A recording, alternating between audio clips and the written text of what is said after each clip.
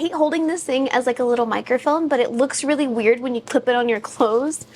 I'm just gonna hold it. Okay, so this is probably one of my most asked questions is, why did I decide to start casting for myself? Is it worth it? Is it something that you should do? What are the pros and cons? And so I have a whole list for you. I have it all down on paper so I don't stray, and I cover everything, all of my thoughts. So if you've been wondering if you should buy casting equipment and get into casting, or what the pros and cons are, then keep watching this video and I hope it helps you make a decision, because it is a big thing to jump into this. And let's talk about all of the things. For those of you that don't know me, my name is Adriana. I've been running my handmade jewelry business for the last 3 years, the wax carving portion of it, and I've been casting for the last year, and I now offer casting services to other people. This is not a plug, I just want you to know my background. So now that I've been casting for a year, I think I have a really good grasp on what the pros and cons are and who this is likely for. So first, let's talk about the pros and cons of casting your own jewelry, and then we'll talk about the pros and cons of outsourcing that. So the first pro of casting your own jewelry is instant gratification.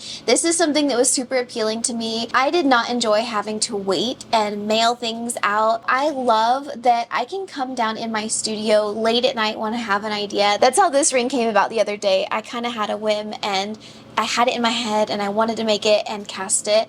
And so I was able to make it and cast it within 24 hours. And that is really, really appealing to having your own casting setup, is instant gratification. You can make stuff as quickly as you want to. If you have a whim and you want to cast something in a tiny flask and just see how it turns out, you have the ability to do that, whereas outsourcing it, you don't. The next pro of casting for yourself are the fast turnaround times. Like I said, I don't have to wait for things to be mailed out, cast, and then mailed back to me, especially during the holiday season when everyone is busy, or the casters are busy, or jewelers are busier.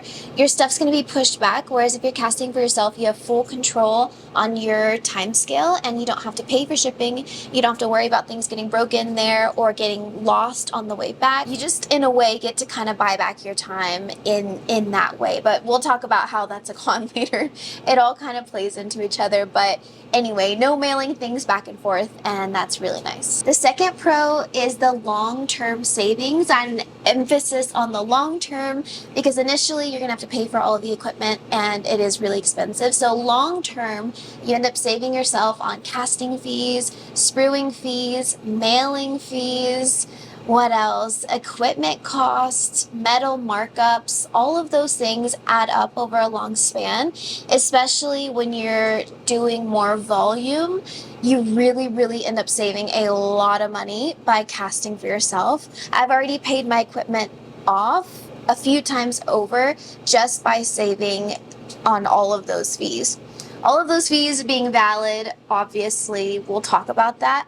But those are fees that you don't have to pay to someone else anymore if you decide to cast for yourself. Another pro of casting is it really builds your confidence. Once you learn how to do it and you do it well, and you have your entire process in your hands from start to finish, literally from start to finish, you get an entire new boost of confidence in your ability to learn new things, your ability to make your pieces all on your own. It's just a really nice feeling for yourself and for your business to be able to say that you truly do every single part of your business. I will say, although it's nice to have that feeling, to know that, to be able to share that, there is nothing to be ashamed of or embarrassed about. It's very normal to outsource parts of your jewelry making business. So I know that a lot of people like to not pick on jewelers or jewelry designers for outsourcing parts of their business, but they almost, I've seen it. I've seen like a little bit of shaming going on of like, oh, well, you're not setting your stones, or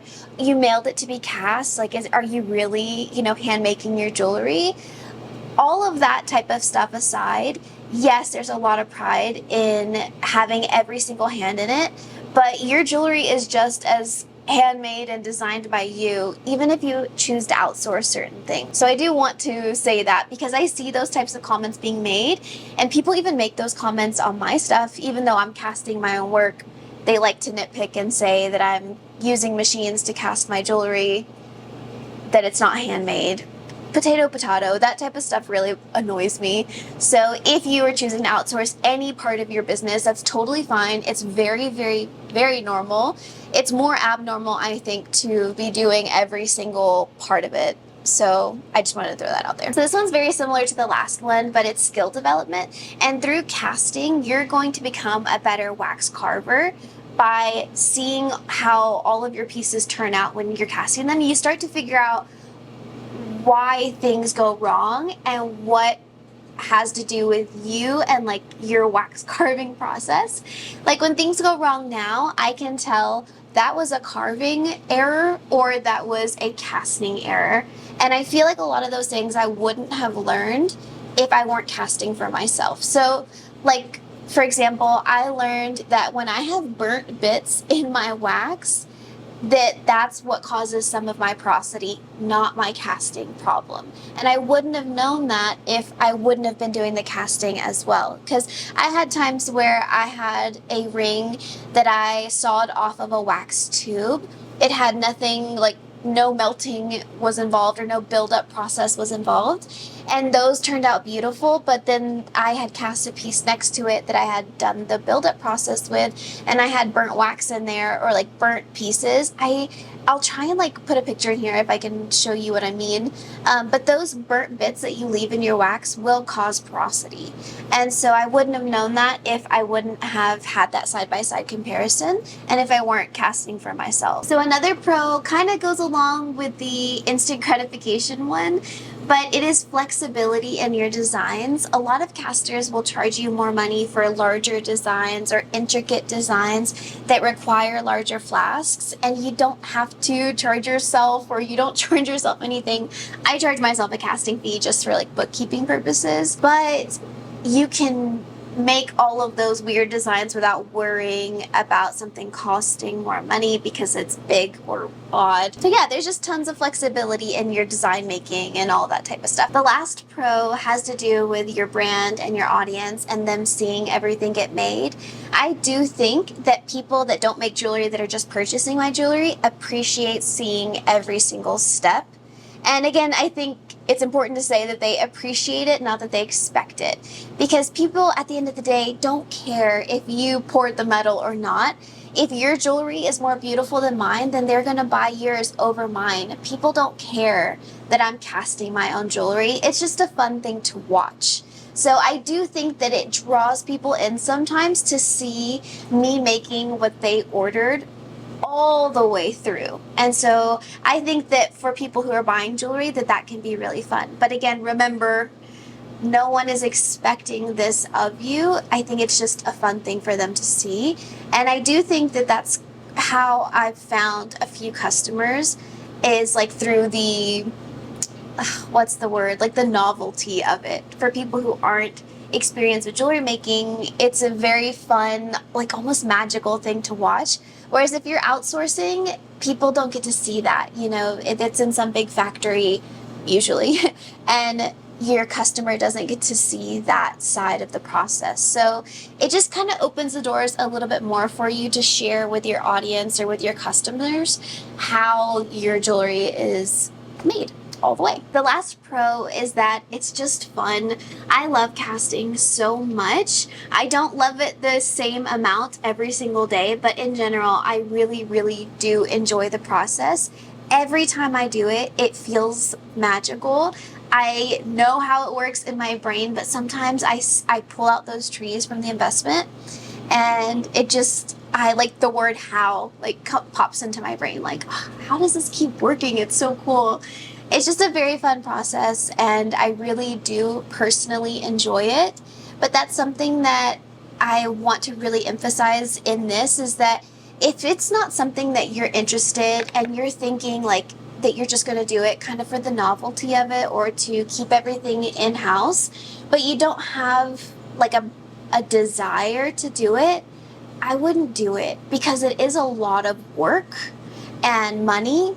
And I think that if you don't really have an interest in it and you don't find it fun and interesting, I don't think that you will enjoy it. So I do want that to be said. So for the cons of casting at home, the obvious one is the upfront cost. So I did go and I kind of added to my cart just about everything that I bought from the very beginning: flasks, investments, rubber bases, the kiln, the melting furnace, the vacuum table. So this is for a vacuum setup, measuring cups, water, all of that type of stuff came out with, and this is for the tilt-a-pour, the melting furnace that you pick up and pour. I came out with about $3,750, give or take. So $3,750, that gets you a kiln that can fit one flask, your vacuum table for investment and for casting, your tilt-a-pour if you decided to get the one where you can pick it up and pour it, and then all of your other type of consumables for casting. That's about what you would be looking at.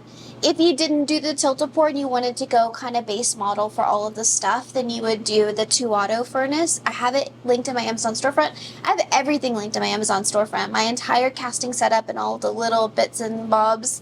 Then you would save about $300. So then it'd be about $3,400. So for some people, that's worth investing in, and then for others, it's not. So if you're just now getting into wax carving, if you're just now getting into all of this stuff, I really, really recommend that you just outsource it in the beginning. Get good at making your wax jewelry, get good at setting stones and polishing, and get the tools that you want, like your ball vices and your microscopes if you want one of those, or your more expensive tools before you go investing in this type of equipment. I really, really recommend that. That's what I did, and I'm really glad that that's what I did. Otherwise, I would have set myself back tool-wise and like quality-wise. And so if you're just starting, just outsource it. Just outsource it and then make it a goal of yours to get the equipment, if that's what you want, later on in the future. It's also really important to consider how much you're casting. So if you're already having very consistent sales, you're going to pay off that casting equipment a lot faster than if your sales are still slow. If you aren't making that many sales, it's okay, just wait, and when things start to pick up, then invest in the casting equipment. Otherwise, it won't make sense to buy all that equipment. It'll take you a lot longer to pay it off. Another con of casting for yourself is that it's very, very time consuming. Before I started casting for other people, it would consume at least 1 or 2 full days out of my week. And for a lot of people, that's just not possible. The amount of time that you spend spruing, investing, burning out your kiln, so you have to be home that entire time, and then casting, cutting, cleaning, pickling, all of that stuff is something that someone else could be doing. And for a lot of people, the way that they manage their time, outsourcing is the best option for them. Although I obviously love casting for myself, there was something very nice and easily juggled by mailing my work to someone else and using that time that I was waiting to get it back to market, make videos, to send emails, to create new designs. It just frees up your time and makes everything a lot more manageable and schedulable. That's not a word. You know what I mean. You're gonna take up full days sometimes casting and cleaning and all of that stuff. So for those of you that are very like regimented and like to time block and are possibly making a lot of jewelry, like you get a lot of very consistent orders, casting for yourself may not be the best thing. I get consistent orders, but I don't have the volume where casting all of those orders would impede on stone setting and everything else. I kind of have a good balance right now, but I could see in the future, if things ever went bananas, that it could get to a level where the volume, like the amount of sales and the amount of casting overlap, and it doesn't leave room for anything else, if you know what I mean. So would never be mad about that day, but just know that that could possibly happen to you. And if it were to happen, no big deal, then great. You're obviously going to be making really good money and you can switch to outsourcing to someone else. But for those of you that have like a really thriving, big business, casting for yourself may not be the best thing. On that same token of it taking a long time and being time consuming, if you make a mistake, if you mess something up when casting, like if you're, for example, I had a seal that was dry rotted and I didn't notice. And so when I had cast some of my work, it didn't fill all the way because the suction didn't pull and I didn't notice. Well, it pulled, it just wasn't a really good pull. And then I had to recreate those pieces all over again and cast them, and it started my clock over. So you will have those errors and that troubleshooting time. It happens a lot less now than it did in the beginning, but in the beginning, yeah, there was a lot of troubleshooting, which slowed me down a lot. Another con is that it is a steep learning curve. So if you're in the middle of learning how to pave set or cloth set or anything, if you're in this learning zone, I really don't recommend throwing casting in, because it's just going to become another thing that you have to overcome and get good at. If you're not in that zone anymore, then, and you feel like you can pick up another skill, then great. But it is a huge learning curve. There is a bit of a science to it. You're going to have troubleshooting of your metal temperatures, of your pouring time, like how quickly you can pour, of your vacuum seals. You're going to have times where things don't fully form and you have to figure out why. I will make a video soon on troubleshooting your casting problems, because I do have some experience now where, like, if things don't fully form, there are a few different reasons, and so I can make that video if that's something that you guys want. But all of that took time to learn. It took a year to learn all of the things that can go wrong, what happens when things go wrong, like what the typical culprit is. So it is a learning curve. You will make mistakes. It's a given. Things will go wrong. You will have to remake designs, but eventually you'll get good, just like anything else. But in the beginning, it is a very steep learning curve. Another con is that some of this equipment is really big and it takes up a lot of space. So if you're in an apartment, or if you only have smaller rooms, then casting may not be a good idea for you, because like the Kaya cast is pretty big. Depending on the kiln size that you get, all of it just takes up space that some people just don't have. And if you don't have the space, that's okay. Outsource it. On that same token, there are like ventilation requirements. Like some of the stuff smells really bad. So you need to be able to have access to windows that open so that you can ventilate the air out. Or if you're able to install some sort of vent-a-hood over your kiln so that the burnt out wax can flow out. So if you're in an apartment, it's not going to really be a good idea for you, or you're going to have neighbor complaints. It's also kind of loud, like the vacuum table is a little bit loud, so maybe centrifugal casting might be better for you if you've got like neighbors or anything like that. I've never used a centrifugal casting table, but I know some people do and they enjoy it, and it's quiet. But that is a con of casting at home. It's smelly, it's loud, and it's big, and it takes up a lot of space. Another con is safety-wise. A lot of people don't want to have kilns in their homes burning out for 8 to 12 hours. And at the end of the day, it is a fire hazard. You're introducing another oven or stove or melting furnace. You're pouring melted metal, and all of that can be a hazard. And for a lot of people, it's not worth it to have it in their home. As well as investment. Investment is really, really nasty stuff. It can cause cancer, and so you have to be very careful about wearing your masks all the time, handling that investment, the steam that it puts off, it's messy. I have investment everywhere over there because it's just messy. It's messy when you're pouring it, when you're mixing it, when you're taking your flasks out of the kiln. You've got investment breaking off the top. It just somehow finds its way everywhere, and so you have to constantly keep it cleaned up, especially if you have little kids at home that are crawling on the floors, or kids that are constantly in the space and touching surfaces. You just have to keep everything very clean so that they don't come in contact that much with the investment, because it is really, really, really bad stuff. So you do want to take that into consideration if you want that even in your home, or if you even want the risk of pouring metal and having kilns and all of that type of stuff. I like to I used to cast at night,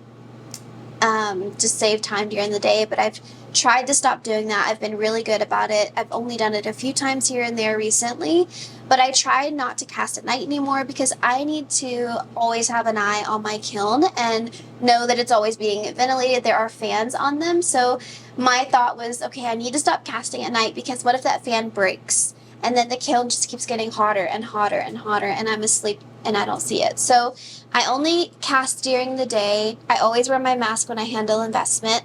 I have smoke detectors right above all of my casting equipment and CO2 detectors. And then I have fire extinguishers around the around the studio and in my house upstairs so I can put out any fires if anything ever happens. So I've chosen to take the risk.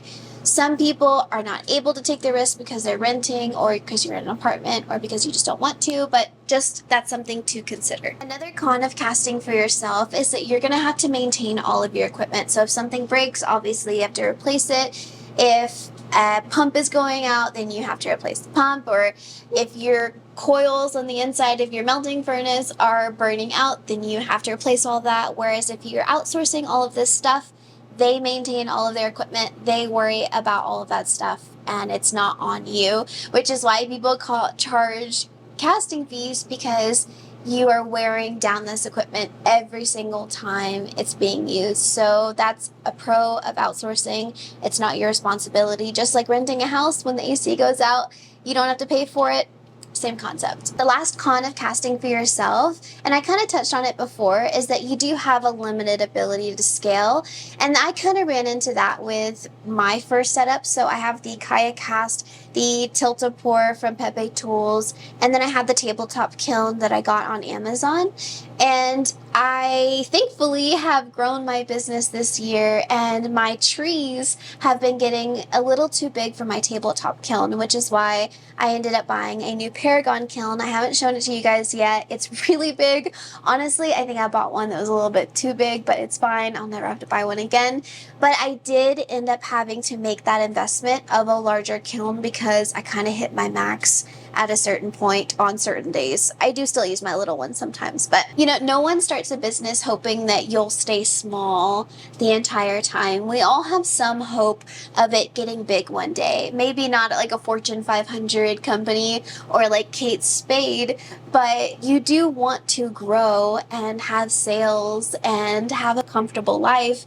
And so eventually, there's only so much you can do within your home. And if you ever get to that point in your business where you're having to scale so big, like I hope you get there one day, casting it for yourself may not be good. And now you have all this equipment that, you know, maybe you can use it for small projects here and there, but at some point, ideally, you will outgrow your own casting setup and it'll make more sense to outsource it to a large scale facility. People that have like those really beautiful casting machines where their flask goes on the inside and they're like, the flask's huge, it's like this big, and they've got kilns that have like a turnstile on the inside and they can just cast hundreds and hundreds of pieces at a time. At your own house, like you may never be able to do that. So at some point you will hit a ceiling. I think it'd have to be like really far from now for myself, like really, really far, but eventually you possibly could get there where you outgrow your own casting setup and you either need to scale up or decide to outsource. So quickly, the pros on outsourcing your casting is that it really does save time. You get to mail it away and not think about it, and someone else focuses on it while you do marketing, videos, new designs, all of that stuff. I already touched on that, but it really is a big pro to free up that space in your brain to not have to worry about it. Send it away, out of sight, out of mind, move on to something else, and when it comes back in the mail, then you pick back up where you left off. Another pro of outsourcing is that they know what they're doing, and so you're going to have a lot of high precision, especially if they have really, really, really top-notch equipment. They're going to have less mistakes than you would, and they already know what they're doing, so you can pretty much guarantee that your stuff's going to come out well if you're sending it to some like really high-scale casting house. Another pro is that low upfront cost. You spend nothing sending your stuff to be cast by someone else other than their casting fees, spruing fees, and metal markup. If you're first starting off on your journey, you can spend all your money on other things, gemstones, metals, equipment like tools and stuff like that, and you don't have to buy any casting equipment. You save $3,700. Another pro is that it's just a lot less stressful. Like, it just is. It's one less thing that you have to do, one less thing that you have to do well, and you just wait for it to come back and you don't have to worry about it. A con of outsourcing your casting is increased lead times. A lot of casting houses that I saw had a turnaround time of 2 weeks. I try and do 5 business days for my casting services, but I totally get why some of these larger companies have a longer turnaround time.